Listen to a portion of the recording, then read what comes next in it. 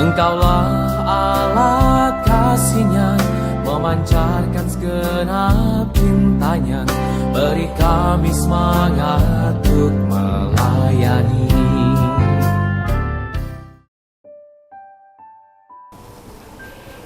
Bapak Ibu, saudara-saudari yang dikasihi Tuhan, selamat menjalankan ibadah puasa. Selamat menikmati perjalanan iman untuk Bapak Ibu sekalian di masa Prapaskah ini. Hari ini saya ingin mengajak Bapak Ibu sekalian memperhatikan sabda Tuhan yang disajikan untuk hari ini, baik dari bacaan yang pertama maupun dari bacaan Injil.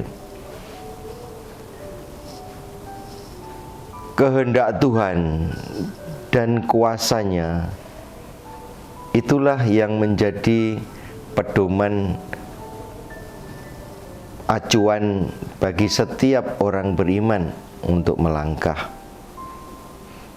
Sangat tepat sekali ungkapan yang menyatakan apapun yang kita doakan sesungguhnya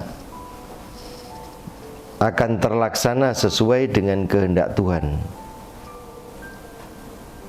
Syukur-syukur kalau memang juga sesuai dengan kehendak kita, tetapi juga kita tetap harus percaya bahwa akan dikabulkan pertama-tama sesuai dengan kehendak Tuhan.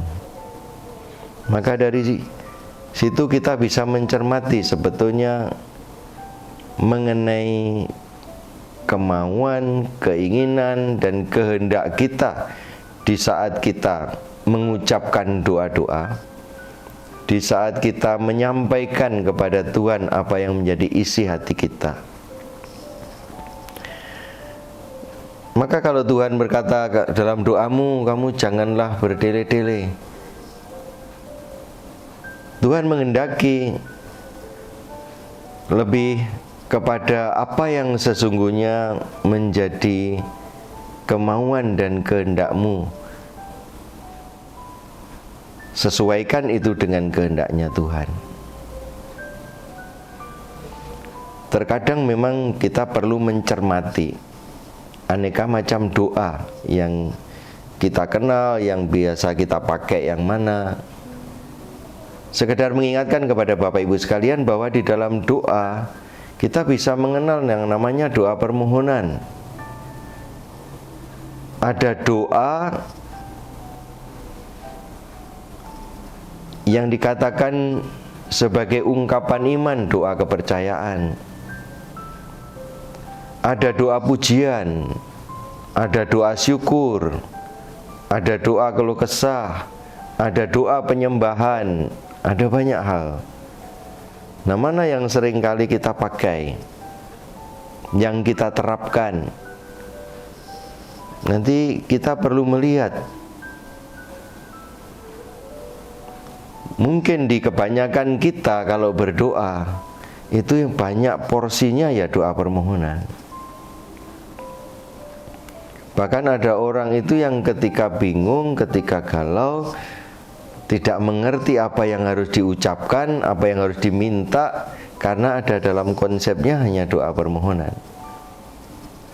Padahal kalau kita misalnya menerapkan doa yang bukan doa permohonan, yaitu doa penyembahan, doa pujian, itu bisa dilakukan tanpa kata dalam keheningan. Hanya sekedar menghadirkan diri di depan Tuhan, menyatakan hadir, dan menerima kehadiran Tuhan yang Maha Kuasa itu lalu disembah. Bisa tanpa kata, tanpa ucapan, bahkan tanpa gerakan yang nampak. Nah, Bapak Ibu Saudara sekalian yang dikasihi Tuhan, dalam bacaan pertama kita ditegaskan, diyakinkan mengenai kuasa firman. Apa yang keluar dari kehendak Allah melalui firman-Nya itu memiliki kuasa untuk terwujud. Dan itulah kehendaknya Tuhan. Kalau sudah Tuhan itu dengan kuasanya menghendaki, apapun rintangannya itu bisa ditembus, diterobos. Dan kita harus yakin bahwa Tuhan itu dengan segala kuasa dan kehendaknya pasti baik adanya. Maka bagi orang-orang beriman, meyakini bahwa Tuhan itu seperti itu adanya bisa memberikan rasa lebih kelegaan, ketenangan, ketentraman ketika menerima realita yang sebetulnya sulit untuk dipahami. Tapi hanya imannya berbicara, apa kehendak Tuhan, pasti ada nilai baiknya. Nah, kalau Tuhan pada hari ini mengajak kita untuk berdoa secara simple namun sangat luar biasa, yaitu doa Bapa kami yang oleh Tuhan Yesus ajarkan kepada kita.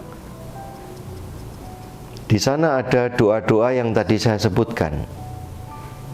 Menyapa Tuhan, memuji dan memuliakan Tuhan, menyembahnya, kemudian juga menyatakan bahwa siap sedia untuk menjadi pelaksana saya, terjadilah kehendakmu di bumi seperti dalam surga. Ada doa permohonannya, ada doa mohon pengampunan dan lain sebagainya. Itulah sebetulnya orang beriman pasti kenal dengan namanya doa. Sangat sulit untuk dibayangkan bahwa ada orang yang beriman itu tidak berdoa. Karena salah satu ekspresi, salah satu ungkapan orang beriman itu ya nampak di dalam doanya. Maka Tuhan Yesus seringkali juga menegaskan ini, berdoalah. Diajak untuk berdoa. Nah, saya dan Anda, Bapak Ibu sekalian yang dikasihi Tuhan, saudara-saudari, mari kita menghayati hidup doa kita sebagai ungkapan iman yang kita yakini, yang kita percayai dalam setiap situasi hidup kita. Dengan berdoa, kita mengikatkan diri, menyatukan diri dengan Tuhan. Dalam situasi dan suasana doa, seorang manusia beriman sebetulnya meletakkan diri di hadapan Tuhan untuk diberikan karunia-karunia roh, seperti diselimuti dengan kuasa roh. Memang berdoa itu perlu terus-menerus dipelajari, dilatih, disempurnakan. Nampaknya mudah, tetapi kenyataannya berdoa itu tidak mudah.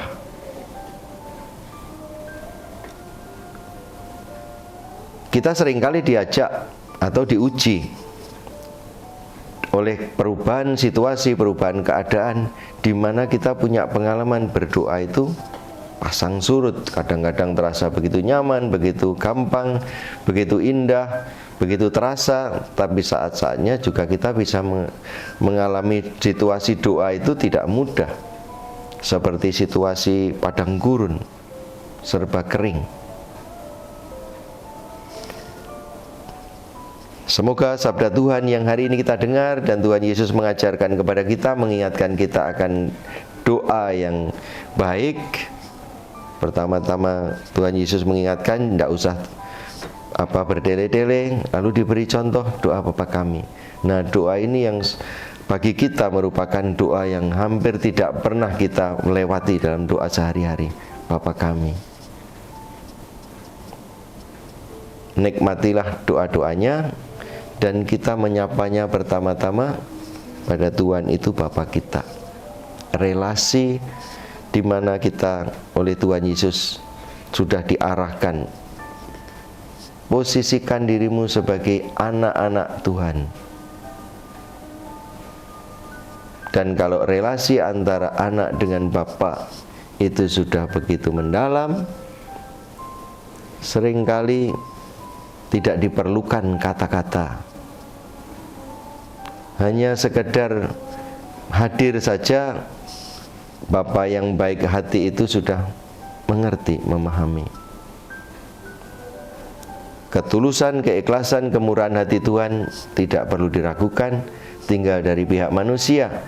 Bagaimana ikhlas hati, penuh kepercayaan, penuh dengan penyerahan diri, disesuaikan dengan betapa besarnya cinta Tuhan, lalu kita juga mempersembahkan diri kita, seberapa besar keyakinan kita.